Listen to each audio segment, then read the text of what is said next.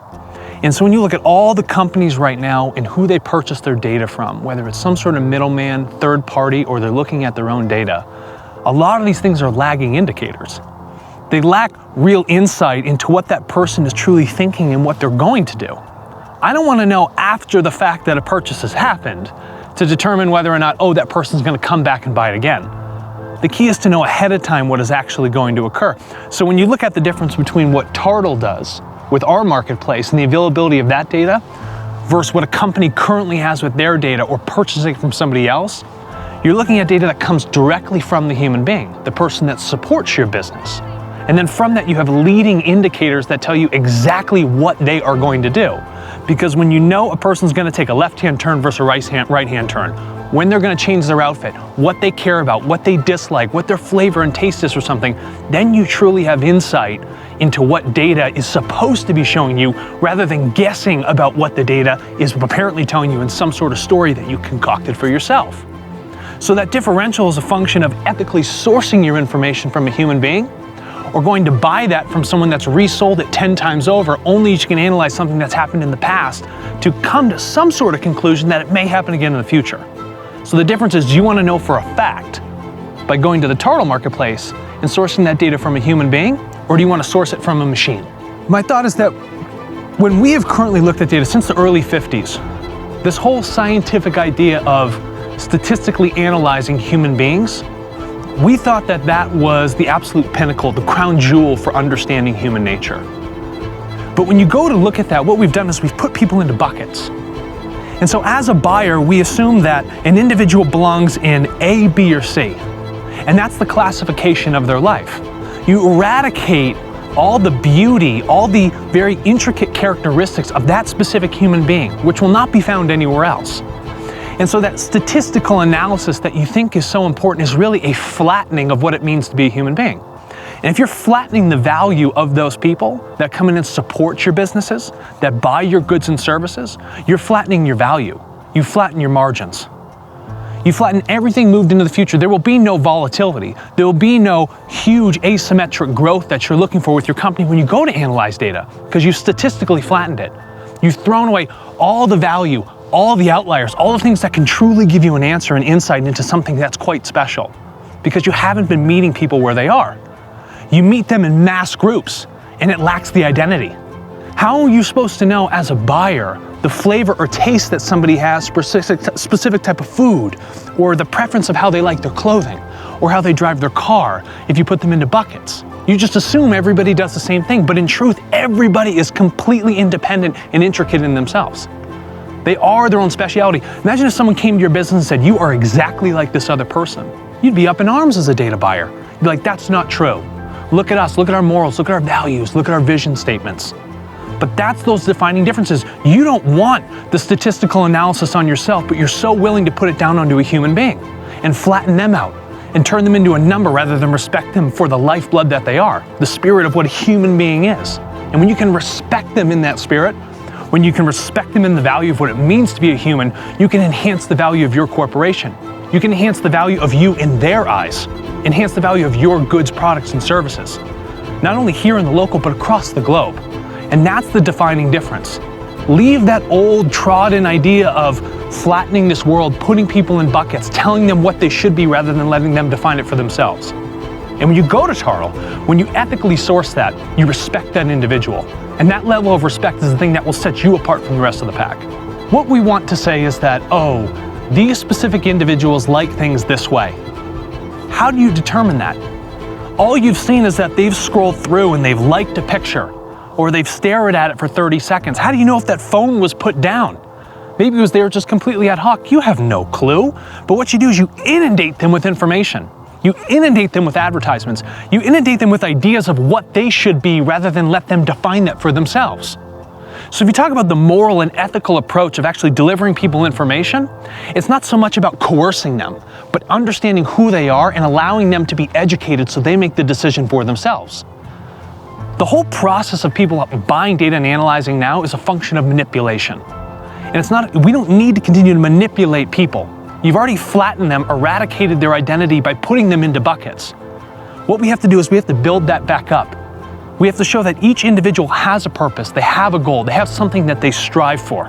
And we need to respect that striving by not coercing them, not telling them this is what you should do, this is how you should live your life, this is how you should compare yourself to others. Because that idea in a comparative analytical sense destroys the idea of what it means to be a human being. It's destroying this world. So when we source this data, when we buy these things, we need to pull those people out of those buckets. Let everyone define their own home. Let them build their own foundations, and then work with all of them together and then find that own comparison. Let them choose the measurable scale of what it means to be a human being, or Joe, or Sally, or whoever that might be. So don't make the poor choice of coercing people with data that's a lagging indicator and forcing the world to move in your direction. Let the world tell you where it wants to go. Create your goods and services with what people truly need, not creating a want that doesn't need to be there, that's superfluous, that doesn't really benefit us. That's what needs to be focused on. Stop creating harm for yourself. You're shooting yourself in the foot. You want to be a hero, okay? There's data champions. We have people that are so willing to share their information. And for so long, we've been taking that value for free from them. There's been no equitable balance. So if you want to be that hero to yourself and in their eyes, go to them directly. Offer them the value for that information because you've recognized that value and you feel that they should share in it. Because in doing so, that elevates the approach. It elevates the game. It moves us away from the zero-sum idea of this world, this sick, statistically bound world that lacks any sort of true value and beauty to it because we've eradicated it. Go to them, share with them that value, pay them for it. And they're more than willing to tell you things that you would never imagine you could have found before. Correlations that could never have been seen because you only designed it one way and you were trying to get it for free. But if you pay a little bit, if you show a little bit of respect by financially incentivizing people, they'll tell you everything under the sun because they're willing to meet you. You've actually met them on that bridge to say, hey, I see the value in you. Let me give you that value, and I'm willing to hear your story. And through hearing that story, those are the things that change humanity. Those are the things that change businesses. I need to know what the pulse is of my company. If I'm running a Fortune 500, a Fortune 10 company, I have tens of thousands of people that sit underneath, and their voices tend to get lost. But what if you have the simplicity of going to them and asking them in that very intimate, personal setting how they truly feel, something they would never share with the HR department, and the fact that they could share that with you anonymously. Now you have a real truth, a pulse of what's going on inside your company, or to see what the effects are far outside of what you were just doing specifically at your firm. You don't realize how interconnected this entire world is, but you can begin to see that when you go to study those individuals, to ask them for that information, to pay them for it, to help share in that value. You're taking an ethical approach, a very holistic view of what it means to run a business now in this modern age, not to live in the past. Don't industrialize things. Don't put a labor statistic on an individual and assume that's it and you sum it all up. The people that are underneath, that are helping support that business, help support you, that look to you for leadership, lead by going and asking them what the next step is to take, because they're there to help. And if you don't understand their voice, their thoughts, and where they're headed, you don't understand your company.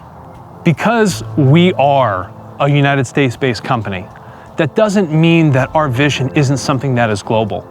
This marketplace is open. It's extremely public for people to come and use.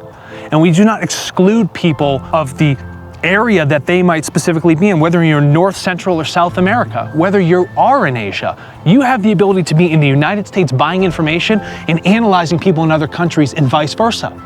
I can understand the nature of people's habits in Korea and then look for a correlation about how people are doing their purchasing here in the United States. I could analyze how a social meme that might be moving through the internet is having an effect on the political atmosphere in Europe. All these things are now possible. They're not blocked by the fact that a server is sitting in one specific area and not over here local to you. You now have the ability to access people and meet them where they are regardless of that locale in the world. So you might be wondering why I'm standing here in this area where there's water runoff. And I want to make this metaphor as abundantly clear as possible. The data that you currently take is something that has been throttled. You get the afterwash. You get the remnants of the small bits of the stream that are only happening later, and you're trying to collect it and come to some sort of idea about where the stream actually started. But if you really go back, if you go back to the source, the individual, you realize that at the peak, at the top, at the mountain behind you, is where these thoughts actually reside. That creates this water to rush down and go where it must go. That hopefully someone can trap it and use that asset for the benefit of everybody else. But you're only looking at it after the fact, after the event has occurred, rather than going to the point where this thing actually is the progenitor of what it means to create and make that decision, to find that value, to find that water, that currency, to feel that current, to feel that flow. Thoughts begin at the top, and those are the things that define everything that happens after the fact. So by looking at this mountain and sitting here in this arroyo, watching these small trickles of the stream go by, the real power sits at the top. That's the guiding principal point. That's what needs to be focused on. Not these aftermath effects, not these statistical leveling of what we see about how high this water is going to be, but deciding when that mountain actually wants to have it melt, what stream it's actually going to send it down, but that choice happens at the top. So our focus need not be on the things that happen after the fact, but on the goal and the vision of where we want to be headed, and then articulate and try and analyze those specific things that lead us to that point, that actually drive those currents. Because if we can understand the nature of how those currents are going to choose to move, then we know where the water is going to go, rather than force it into an area where we think it should be pooled. So when you look to this data, you understand that inherent value. So all you have to decide is, what's that value I want to bid out to those individuals, to offer them a price for that information, essentially an ask to say, are you willing to share? And it's as simple as putting it in a dialog box and hitting submit. And that will bring that right over to them. You will meet them across that bridge and say, here is that value I want to share with you. Can you please share it with me? So how can you sign up for Tartle? There's a couple of good things you can do here. You can go to tartle.co and you can click on the Get Started button as a data buyer. And that's going to bring you through that workflow to help onboard you very quickly at absolutely no cost, because there's no barrier to entry, to start looking at this marketplace, to start ruminating on the idea of what it is you want to buy and learn and know. Understand what your unknowns are, okay? Look to them and try and see how is it that we want to solve them by asking the world, the people that use our products and services, what they're looking for.